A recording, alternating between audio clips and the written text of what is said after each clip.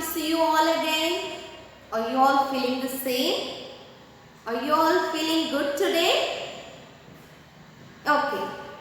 So, students, do you remember we have learned in the last class about a fighter pilot and about tiger moth. It's a famous and popular aircraft, and we learned something about a person who traveled all alone in the aircraft. In this class, I am going to discuss with you about the textbook exercises and also about the grammar portion, transitive and intransitive verbs. Are you all ready for our today's class?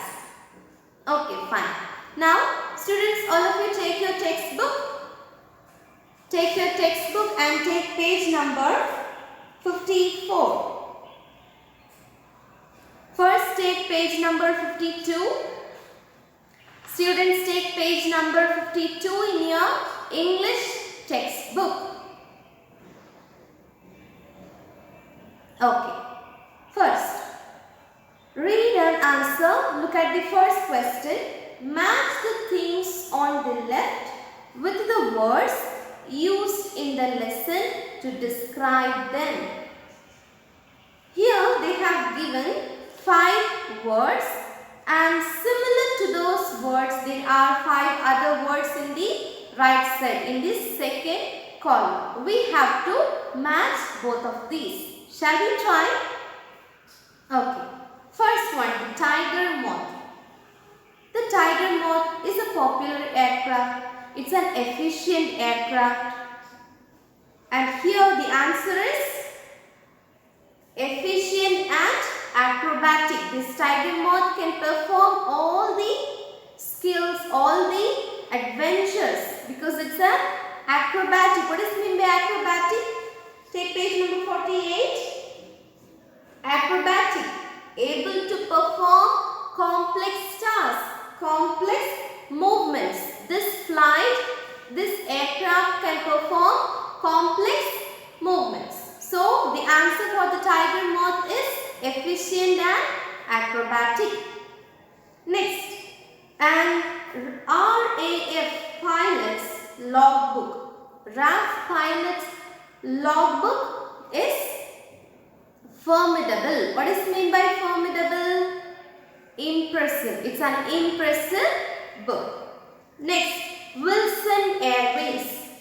3 pilots came from Wilson Airways to train these pilots, right? So, Wilson Airways is from a domestic airways. The match here is domestic. Next, the experience of flying. The experience of flying is a grand experience. The answer is grand. The narrator's instructors. The narrator's instructors are well-trained and proficient trainers. So, the narrator's instructors are proficient trainers. Have you all completed? Okay. Now come to page number 53. In page 53, at last, you have work with words. Work with words. Choose the word that most accurately describe how these things move. Here, they have given few words, and these are related to flying. So, you have to identify the appropriate and accurate word for these words. Okay, shall we do it? First is kite. Have you all seen kite? Okay. So they have given sails and jets. Will the kite fly soar like a jet? No. So the answer is sail. Sail means float along or move smoothly. Kites usually will not go like a rocket.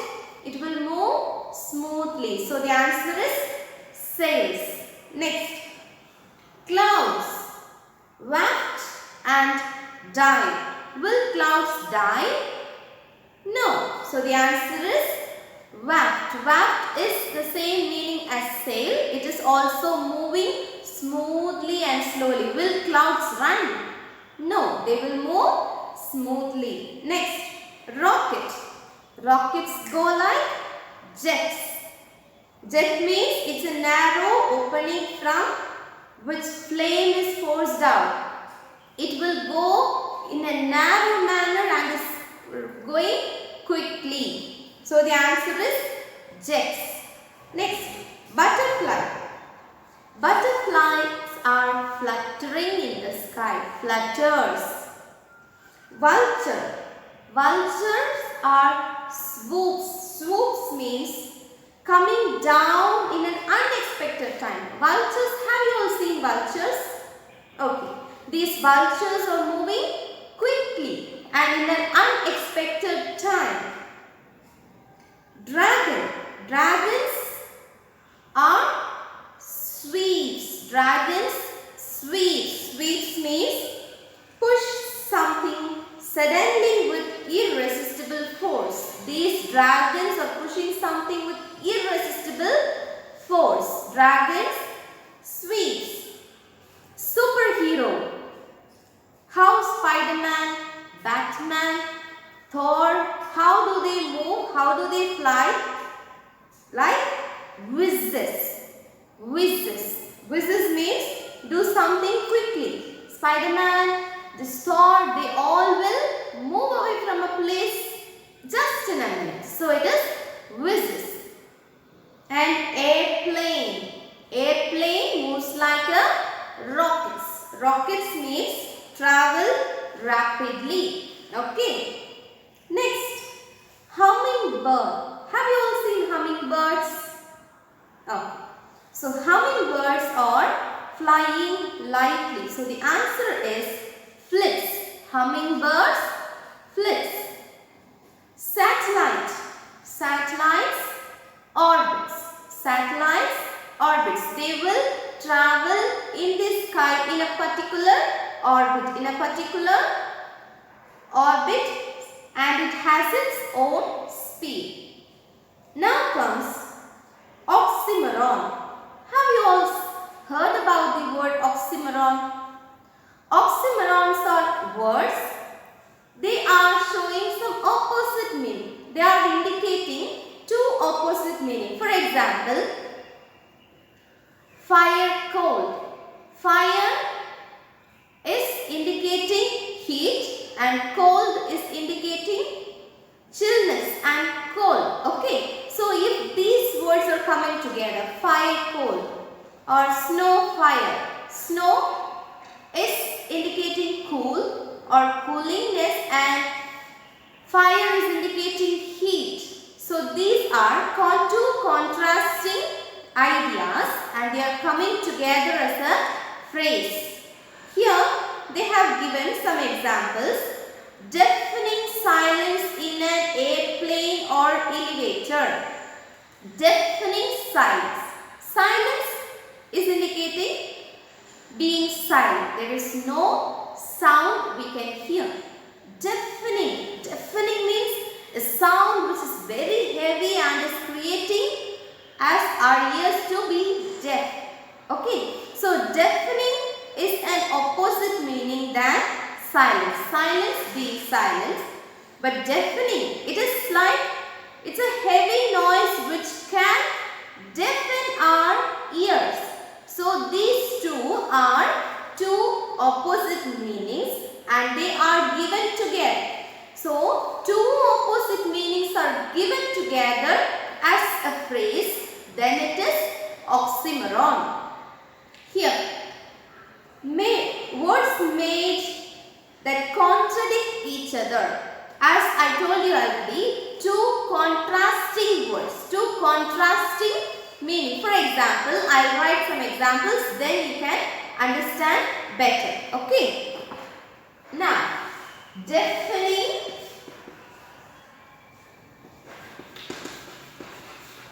silence, pretty, ugly, snow, fire.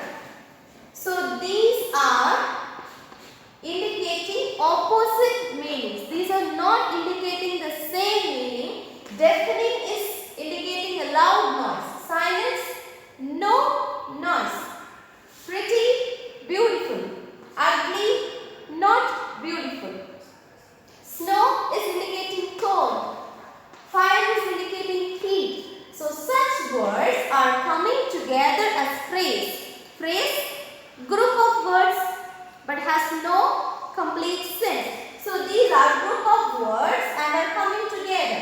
Snow, fire. So this is a phrase, and this phrase indicating two opposite meaning, and thus these such words are called as oxymorons. Is that clear, students? Okay, very good. Now, complete the following oxymorons by using words from the box. Make sentences using them. You are going to do this as your homework. Now, let's do 2 or 3 in our class. First one, dash in a crowd. Crowd is indicating a group of people, and select one word from the box. It is alone. Alone is it is indicating solo or lonely. Alone. Alone means single. Alone in a crowd. Crowd is a group of people. Alone is a single person. Here crowd is indicating group of people. So these are opposite meaning. These are indicating opposite meaning but are coming together as a phrase, and hence it is an oxymoron. Next, dash secret. Secret. We will not say any secret to others. We will keep some secret within us. Now, what is the opposite word for this secret? Open. Open secret. Open secret.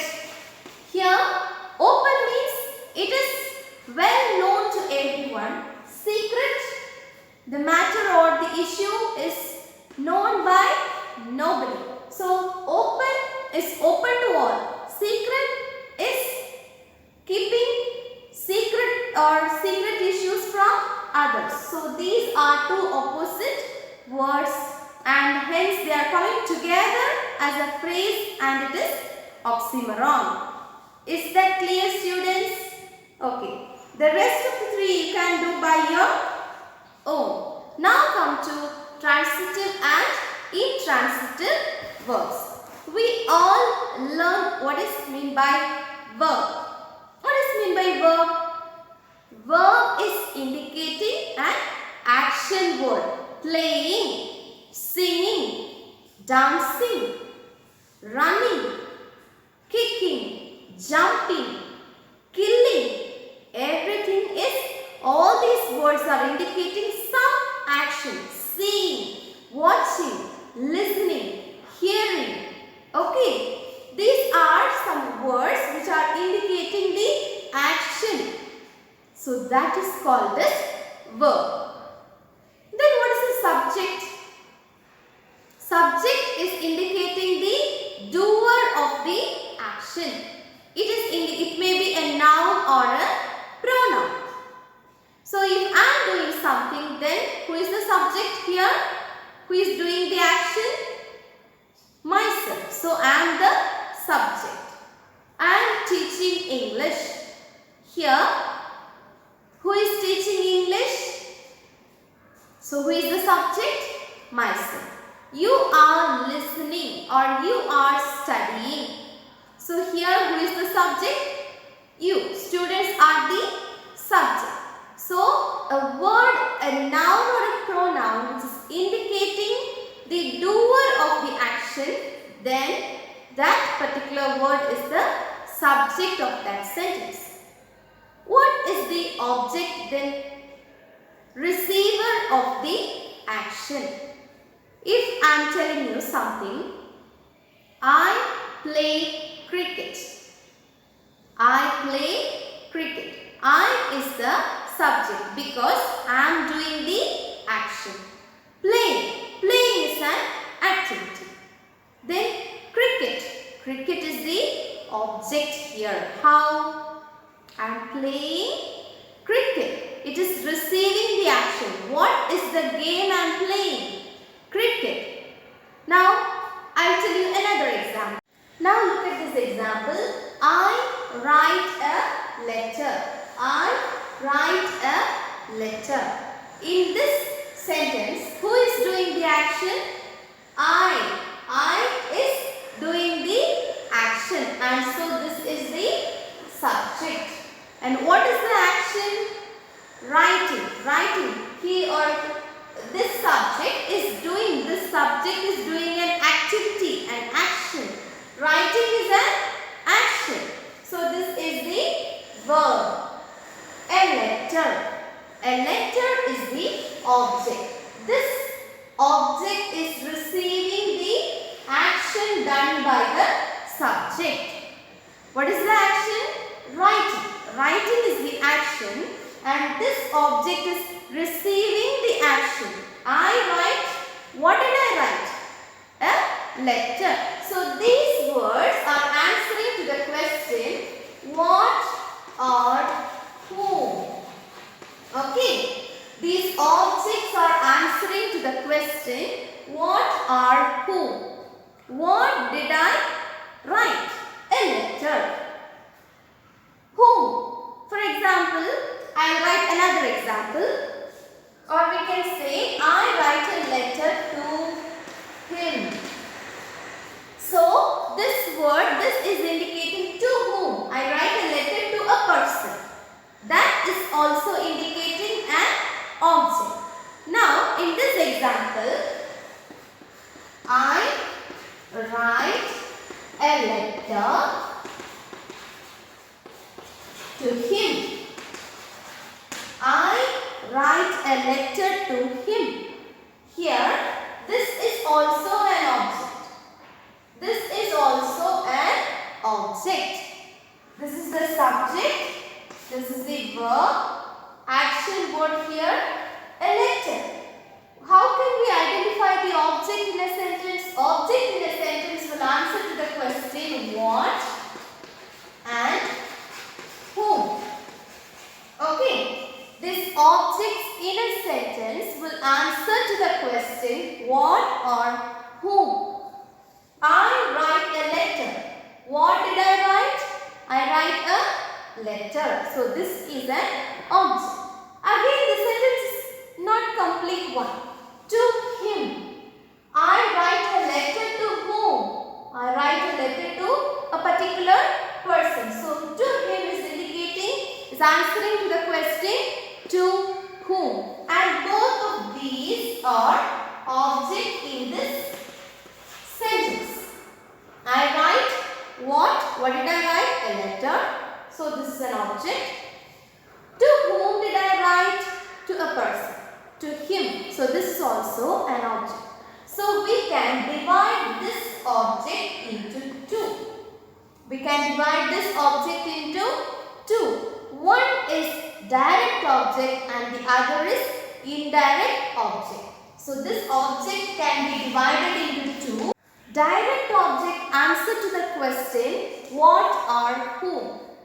Indirect object answer to the question to whom or for whom. Okay. In general, a sentence has a subject, verb and object. And that object is divided into two, that is direct object and indirect object. Direct object answers to the question what or whom. Indirect object answers to the question to whom. To whom did I write a letter? For whom did I write a letter? In this sentence, I write a letter. This itself is a complete sentence. I write a letter. A letter is an object and is answering to the question what? What did I write? A letter. So this is the direct object. Next, to him. To whom did I write a letter? To a person. So this is indirect object. Can you understand, students, what is direct object and indirect object? Now let's go with another example. Now, Ashwin gifted a pen to Sanjay. Ashwin gifted a pen to Sanjay. Here, who is doing the action? Who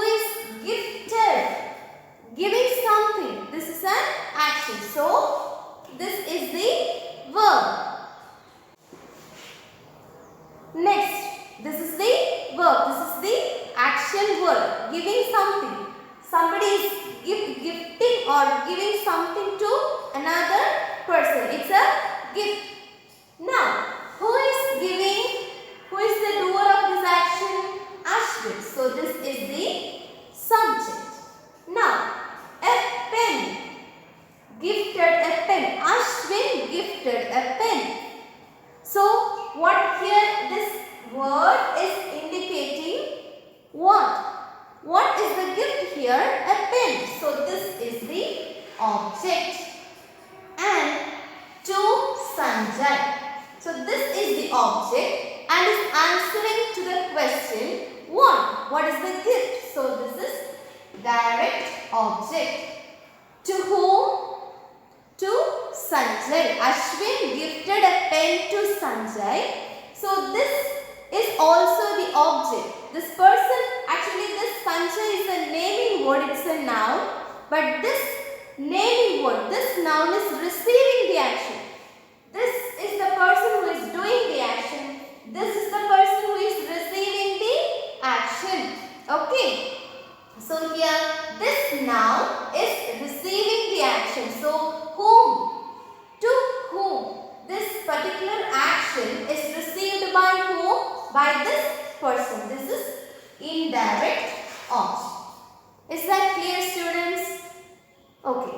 Till now we have seen subject, verb, object.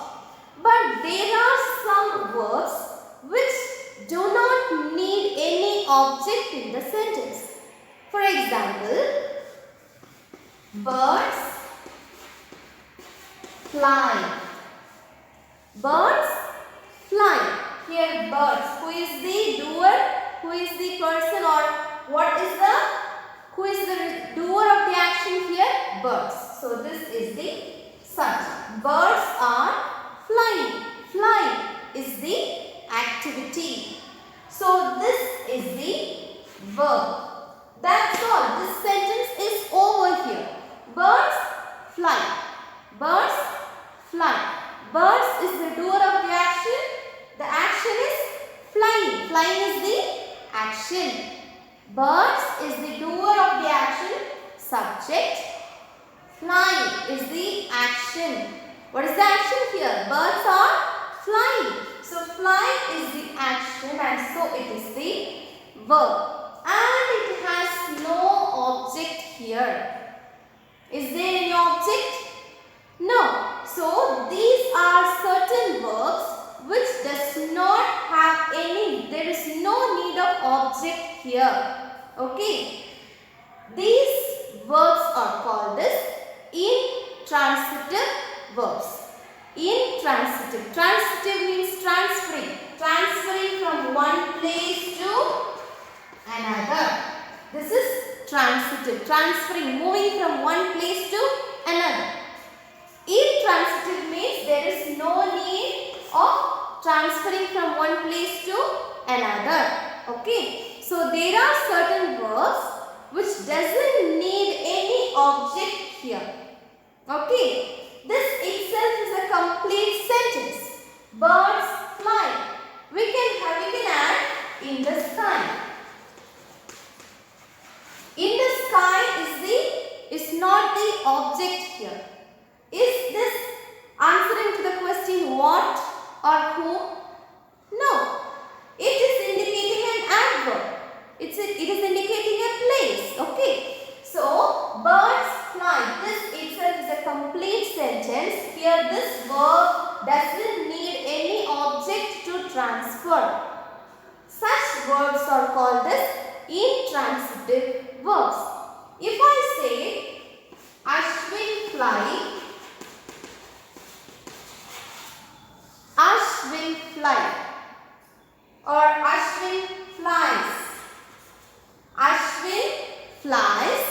Here Ashwin is the doer of the action, but here this flies is not a complete verb. Can a person fly? Of course, but he need an object. Flies in the aircraft. Okay. So this doer of the action is the subject.